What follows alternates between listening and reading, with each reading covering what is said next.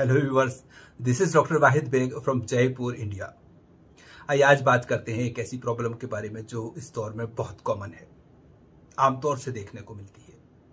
GERD, gastro-oesophageal reflux disease, जिसको लोग GERD या गर्ड भी बोल देते हैं।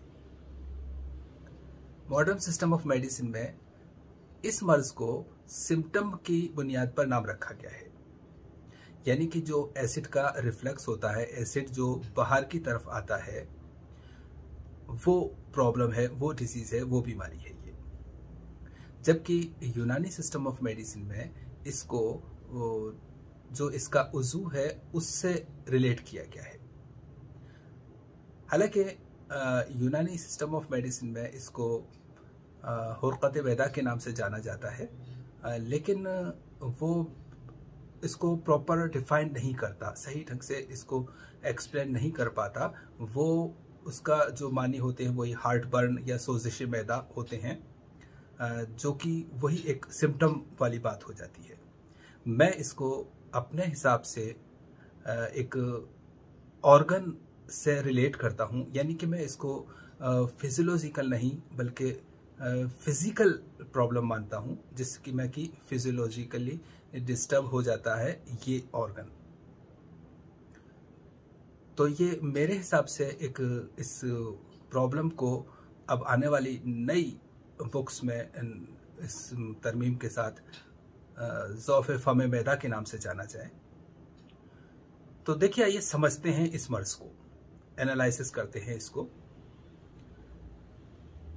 GERD यानी गैस्ट्रोएसोफेजियल रिफ्लक्स डिसीज, जिसमें कि जो एसिड होता है जो कि स्टोमक में रहना चाहिए वो ऊपर की तरफ आता है, इसोफेगस में आता है और कभी कभी मुंह तक भी आता है, मुंह से बाहर भी आता है। ऐसा क्यों होता है? मॉडर्न साइंस जो कहती है वो ये कि एसिड सीक्रेशन ज्यादा होने की वजह से जो लोअर इसोफेजियल स्फिंक्टर है वो ढीला हो जाता है। बिल्कुल ठीक बात है, हम भी यही कहते हैं कि ज्यादा सफरावी मादा या कहें कि तेजाबी मादा तराविश पाने की वजह से, पैदा होने की वजह से, वो जो फमे मैदा है यानी कि मैदे का जो मुंह है, यानी कि जो स्फिंक्टर है जो इसोफेगस और स्टोमक को जोड़ता है, वो हिस्सा ढीला हो जाता है, उसमें इस्तरखा हो जाता है। यहाँ पे दो बातें समझने की हैं। देखिए, हम पहले तो ये समझेंगे कि इस्तरखा को आमतौर से फालिज या पैरालिसिस के माने में लिया जाता है, लेकिन दोनों में थोड़ा सा डिफरेंस है। फालिज एक न्यूरोलॉजिकल यानी आसाबी बीमारी है, जिसमें कि आसाब का फंक्शन खराब हो जाता है और सेंसेशन खत्म हो जाते हैं। जबकि इस्तरखा एक अजलाती यानी मस्कुलर प्रॉब्लम है, जिसमें कि मसल्स ढीले हो जाते हैं, लेकिन इसमें आसाब भी शामिल हो सकते हैं, यानी कि मसल्स ढीले भी पड़ जाएं और सेंसेशन भी नहीं हो, ऐसा भी हो सकता है। लेकिन आमतौर से ये होता है कि मसल्स ढीले पड़ जाते हैं लेकिन सेंसेशन होता है। तो यहाँ पर जो फमे मैदा है या जो स्फिंक्टर है वो ढीला पड़ जाता है, क्योंकि वहां पर एसिडिटी या एसिड का सीक्रेशन ज्यादा होता है। और जाहिर सी बात है, जो फमे मैदा यानी कार्डिया है या कार्डियक ओरिफिस है, वहाँ के जो मसल्स हैं वो बाइकार्बोनेट और म्यूकस का सीक्रेशन करते हैं, ताकि वहाँ पर जो नीचे की तरफ बहुत सारा एसिड है वो इन उज़ू को नुकसान नहीं पहुंचाए। लेकिन जब नीचे ज़्यादा एसिडिक मटेरियल या कहें कि सफरा के ज़्यादा पैदा होने की वजह से, तुरशी के ज़्यादा पैदा होने की वजह से ये इंस्पेक्टर ढीला हो जाता है, तो वो एसिड ऊपर की तरफ आने लगता है। तो अब इसको रिफ्लक्स, आमतौर से रिफ्लक्स कहा जाएगा, लेकिन चूंकि एसिड आ रहा है इसलिए एसिड रिफ्लक्स कहा जाता है। और इसी में चूंकि हार्ट बर्न होता है, सीने में जलन होती है। जब वो एसिड ऊपर की तरफ आता है तो जाहिर सी बात है ईसोफेगस में जलन होती है, जो कि सीने में जलन महसूस होती है। कभी कभी वो ऐसा लगता है जैसे कि दिल में तकलीफ हो रही हो, और ये अक्सर बाईं जानिब होता है। तो सीने में दर्द भी होता है, जलन भी होती है, दबाव महसूस होता है, खिंचाव महसूस होता है, गैस भी बन सकता है, डकार भी आ सकती है और उबकाई के साथ मुंह से पानी भी आ सकता है। लेकिन ये खास तौर से रात को लेटने के बाद ज्यादा होता है। जाहिर सी बात है, लेटने के बाद आदमी की कंडीशन, उसका पोस्चर ऐसा हो जाता है जिससे कि उसको निकलने में आसानी होती है। तो ये जो एसिड रिफ्लक्स है ये क्यों होता है, इसके बारे में बात करने से पहले हम थोड़ी सी बात करेंगे इसकी बुनियादी वजह के बारे में, जो इसकी वजह है होने की। यूनानी नजरिए से जब जो तुर्श मादा है जिसको कि एसिड कहा जाता है, एसिड का सीक्रेशन ज्यादा होता है तो फम मैदा ढीला हो जाता है, सिंपल सी बात है। लेकिन यहाँ पर ये कैफियत की नजर से अगर हम देखें, यहाँ पर हमने फिजियोलॉजिकली समझा है, इसको फिजिकल एंड फिजियोलॉजिकल समझा है, लेकिन अगर हम इसको कैफियत के एतबार से देखें तो जाहिर सी बात है वहां पे हरारत बहुत ज्यादा पैदा हो जाती है, उसकी वजह से ये ऐसा होता है। अब यहाँ पर एक चीज को और समझने में आसानी होती है, एक चीज की मिसाल हमें यहां मिलती है। उमूर तबिया में दो चीजों का हमारा जो कॉन्सेप्ट है, जो एक प्रिंसिपल है उमूर तबिया, वहां पर दो चीजों का जिक्र आता है, एक कवा और एक अफाल। तो वो चीज यहां पर देखने को समझने को मिलती है। मैं चाहता हूं कि उस अफाल और कवा को भी यहां समझा जाए, इसको भी समझा जाए। जब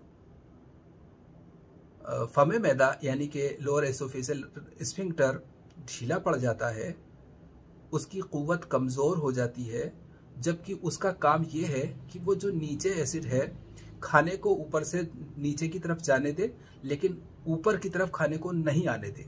जब खाना जाए, पानी जाए तो वो खुल जाए और उसके बाद वो बंद हो जाए। ये इसका काम है, इसका फंक्शन है, इसका फ़ेल है। लेकिन जब ये ढीला हो जाता है, यानी कि इसकी कुव्वत कमजोर हो जाती है, इसकी कुव्वत कमजोर हो जाती है, तो ये अपने उस फ़ेल को अंजाम नहीं दे पाता है।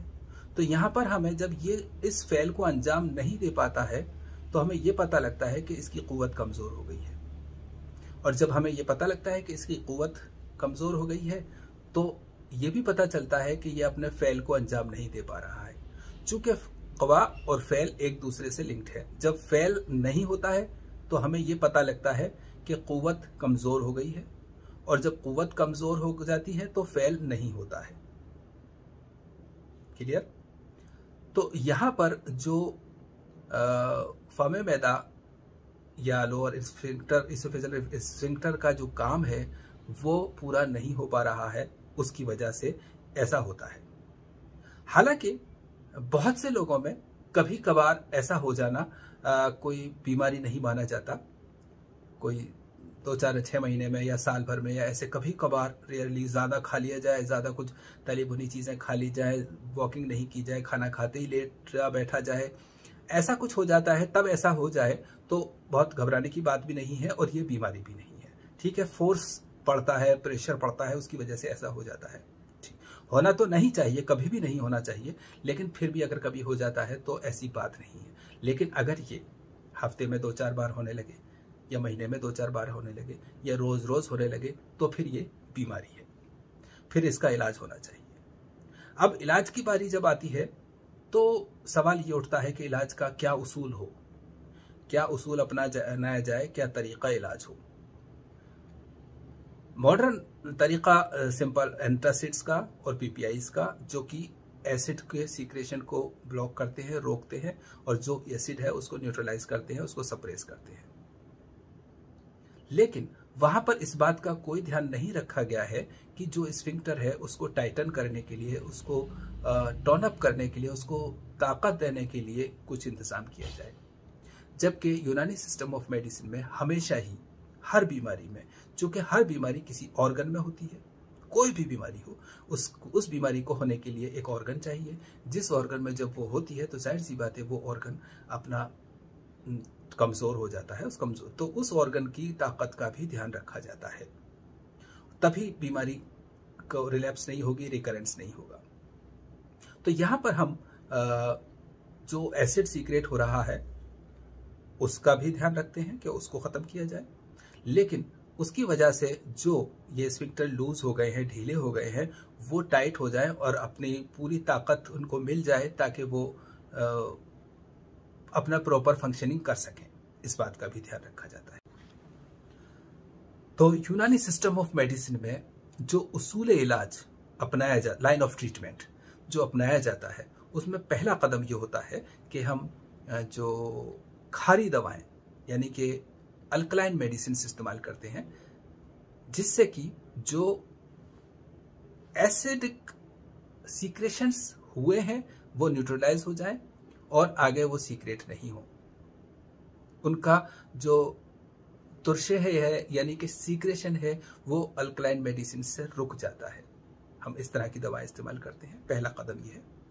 उसके बाद फिर हम इस बात का ध्यान रखते हैं कि जो ऑर्गन है जो कि वीक हो गया है, जिसकी वजह से ये एसिड ऊपर की तरफ आता है। यहाँ पर देखिए दो बातें हैं। एसिड तो सीक्रेट हो रहा है, लेकिन चूंकि गर्म चीजें खाने की वजह से, यहाँ पे हम ये भी बात करते चलें कि ये होता क्यों है। ज्यादा गर्म चीजें, तली भुनी चीजें, कचौरी, पकौड़ी, नमकीन, पराठा, पुड़ी, अंडा, गोश्त, मुर्गा या ज्यादा मिर्च मसाले की ऐसी चीजें खाने से मैदे की जो म्यूकोजा है वहां पे हरारत पैदा हो जाती है और उसकी वजह से वो इरिटेशन में या स्टिमुलेशन में आकर के जो एसिड का सीक्रेशन बढ़ जाता है। और जब एसिड का सीक्रेशन बढ़ जाता है तो उसकी हरारत की वजह से लोअर इंस्पेक्टर ऑफ ईसोफेगस ढीला पड़ जाता है और फिर वो ये ऊपर की तरफ आता है। ये सिंपल सी बात है। तो हमें जाहिर सी बात है वहां की हरारत को भी कम करना है, एसिड के सीक्रेशन को भी कम करना है और उसमें जो कमजोरी आ गई है ऑर्गन में उसको भी सही करना है। तो ऐसे में हम फिर जैसे कि सुमाक है, जरिश्क है, मस्तकी है, पोस्त अनार है, माजू है, तबाशीर है, इस तरह की चीजों के सफूफ खाने से पहले देते हैं ताकि ये जाकर के और उस ऑर्गन में को टाइटन अप करें, सुकेड़ें, इनक़िबाद पैदा करें।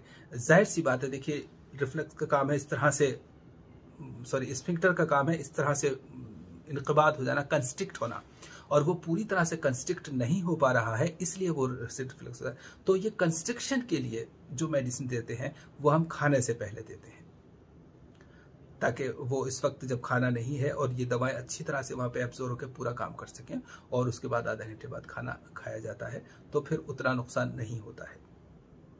फिर उसके बाद हम कुछ दवाएं ऐसी भी देते हैं जो कि एसिड को के सीक्रेशन को रोके, हाजमा करें, और ज्यादातर केसेस में यहां पर थोड़ा कुछ बहुत वर्म भी होता है। चाहे इन्वेस्टिगेशंस में, एंडोस्कोपी में या किसी भी तरह के इन्फेक्शंस में वर्म नहीं दिखाई दे, इस बात को खास नोट किया जाए, तब भी वहां पर वर्म होता है। इतना माइन्यूट, इतना कम, इतना हल्का होता है कि वो जांच में नहीं आ पाता है, लेकिन वर्म होता है। तो ऐसे केसेस में हम शरबत बसूरी मोतदिल और उन जो अनबुस्सालब 5 ग्राम का शीरा निकाल करके और सुबह सुबह पिलाते हैं ताकि वहां से, इसके दो फायदे होते हैं। एक फायदा ये होता है कि वहां जो ऑर्गन में वर्म है, स्वेलिंग है, इन्फ्लेमेशन है, वो उतर जाता है। दूसरा, यहाँ पर जो रुतूबात हैं, जो लिक्विड ज्यादा है, जमा है, वो कम हो जाता है, तो उसकी वजह से इसको कंस्ट्रिक्ट होने में मदद मिलती है। तो देखने की बात यह है कि ठीक है, जब इसमें सीवियरिटी होती है, तेजी होती है, तो कोई भी अंग्रेजी मेडिसिन जो कि सिम्टोमेटिकल रिलीफ देती हैं, लेने में कोई मज़ायका नहीं है, ली जा सकती हैं, लोग लेते हैं तो। लेकिन इसका प्रॉपर ट्रीटमेंट और परमानेंट ट्रीटमेंट जिसको कहें हम, तो वो यूनानी सिस्टम ऑफ मेडिसिन में के उसूल के जरिए ही होता है। हालांकि यहाँ पर मेरा कतई भी ये मकसद नहीं है कि मैं किसी दूसरी पैथी को कुछ को गलत बताऊं या कमतर बताऊं या उसकी कोई बुराई करूं। मेरा ऐसा मकसद कभी भी नहीं होता है। मैं तमाम सिस्टम ऑफ मेडिसिन की बराबर की रेस्पेक्ट करता हूं, बराबर का अप्रिशिएट करता हूं। सबका अपना अपना काम है, अपना अपना काम को अंजाम देती है, सबका एक ही मकसद है, ह्यूमैनिटी को आराम पहुंचाना। लेकिन सबके अपने अपने कॉन्सेप्ट्स होते हैं, वो उस कॉन्सेप्ट के तहत ही उसी तरह से इलाज कर पाते हैं। तो हमारा अपना कॉन्सेप्ट है, हम इस तरह से इलाज करते हैं। लेकिन चूंकि ये सिस्टम पुराना सिस्टम है, इसीलिए इसके कॉन्सेप्ट्स थोड़े से अलग हैं और बुनियादी हैं, बेसिक्स हैं। तो यूनानी सिस्टम ऑफ मेडिसिन में GERD को ज़ौफ़ फ़म मैदा कहा जाए और इसको इलाज को जिस तरह से हम इस लाइन ऑफ ट्रीटमेंट को अपनाते हैं इस तरह से किया जाए तो ये इलाज बेहतरीन होता है अल्हम्दुलिल्लाह। और हाँ, एक बात और ख़ास जो एक नुक्ता है, जो एक पॉइंट है, वो भी मैं शेयर करना चाहूँगा। असल में होता क्या है,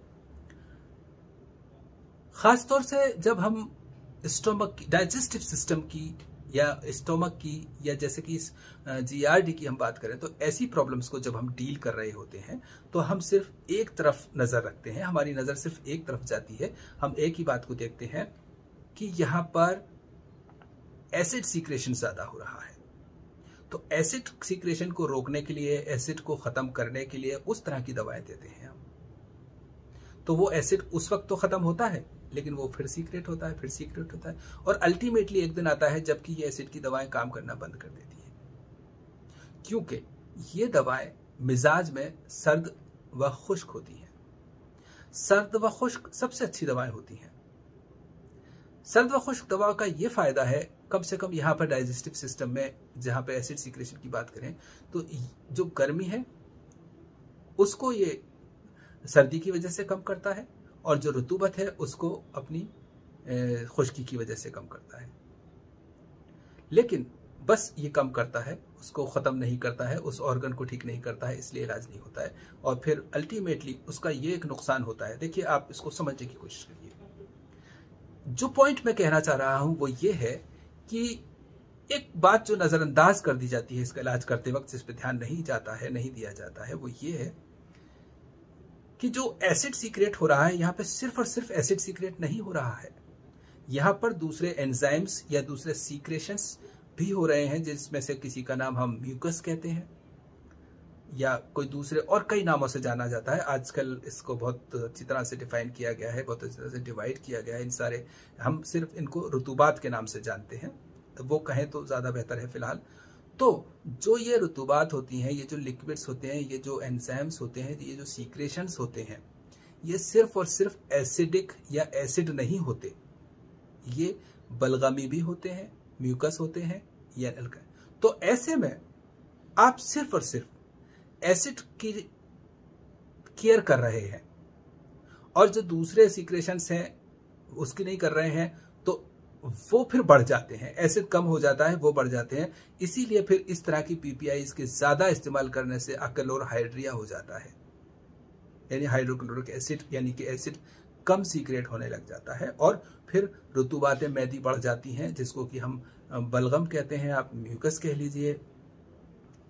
ये चीज़ें होने लगती, फिर पेट फूलने लगता है, डकारें आने लगती हैं, खाना हजम नहीं होता, पेट भरा भरा रहता है और वो हर वक्त फिर पेट में तो वैसे भी बहुत ज़्यादा म्यूकस सीक्रेट होता है, वो भरा रहता है। तो आपने क्या किया, मैं कोई ये दूसरे नज़रिए से नहीं कह रहा हूँ, मैं सिर्फ आपसे मुराद मैं ही मान लीजिए कि हमने क्या किया कि एसिड को कंट्रोल किया, एसिड को कम कर दिया, लेकिन दूसरी तरफ उस पर ध्यान नहीं दिया। तो ऐसे में जब मैं ट्रीटमेंट करता हूं तो इस बात को खास ख्याल रखता हूं कि अल्कलाइन मेडिसिन के साथ साथ जैसे कि पोस्त अनार है या माजू और मस्तगी तबाशीर वगैरह को सिकंजबीन सादा के साथ देते हैं, ताकि जो एसिड है वो न्यूट्रलाइज हो जाए, वो ख़त्म हो जाए। लेकिन दूसरी तरफ एक वक्त रात के खाने के बाद बहुत ही कलील मिकदार, छोटी सी मिकदार में थोड़ा सा जवारिश ऊद शीरी या जवारिश मस्तकी या जवारिश चालीनूस की बहुत छोटी सी मिकदार दी जाती है, ताकि वो जो दूसरे सीक्रेशंस हैं, जो म्यूकस है, जो ठंडे हैं, जो लिक्विड हैं, वो भी ख़त्म होते रहें और ये सब नॉर्मलाइज होता रहे। क्योंकि सिर्फ और सिर्फ यहाँ पर एसिड नहीं है, ठीक है, प्रॉब्लम एसिड से हो रही है, ज़्यादा एसिड होने की वजह से हो रही है, लेकिन इसके साथ दूसरी चीज़ें भी हैं, तो उनका भी ध्यान रखना ज़रूरी होता है, वरना वो चीज़ें बढ़ जाती हैं। और ये एक बहुत पुराना उसूल है कि आप जब सफरा की दवाएं देते हैं, उसको ख़त्म करते हैं तो बलगम बढ़ जाता है, अब बलगम की दवाएं देते हैं तो सफरा बढ़ जाता है। जैसे कि जब सर्दी पड़ती है तो गर्मी नहीं रहती, गर्मी होती है तो सर्दी नहीं रहती या कम हो जाती है, सिंपल सी बात है। यही हमारे, और ये हमारा कैफियत का उसूल है, कैफियत का कॉन्सेप्ट है, जिसको कि हम इस यहाँ पर अप्लाई करते हैं। तो डियर यूनानी फिजिशियंस, फाइनली हम इसको सम अप करें अगर, तो हम ये कह सकते हैं कि ये जो GERD है उसको हम यूनानी नज़रिए से जब देखेंगे तो हम ज़ौफ़ फ़म मैदा की तरह से देखेंगे, और जो फ़म मैदा का जो फंक्शन है वो कमज़ोर हो गया है, इसलिए ये एसिड रिफ्लक्स होता है। और इस एसिड रिफ्लक्स को रोकने के लिए हमें फ़म मैदा को ताकतवर बनाना होगा, उसकी क़ुव्वत का ध्यान रखना होगा। जो एसिड सीक्रेट ज़्यादा गर्म चीज़ें, गर्म मिर्च मसाले वगैरह खाने की वजह से हो गया है, तो उस एसिड सीक्रेशन को रोकना होगा, और उसके साथ साथ जो म्यूकस है उसको कंट्रोल में करना होगा। और परहेज़ के तौर पे, हाँ एक बात और, परहेज़ भी लाजमी होता है। आप एक तरफ से ट्रीटमेंट करते हैं, दूसरी तरफ से वही चीज़ें जो स्टिमुलेट करती हैं इस चीज़ को वो खाएं तो फिर उतनी जल्दी आराम नहीं होता या नहीं होता है। जैसे मिर्च मसाले का परहेज़ लाजमी होता है।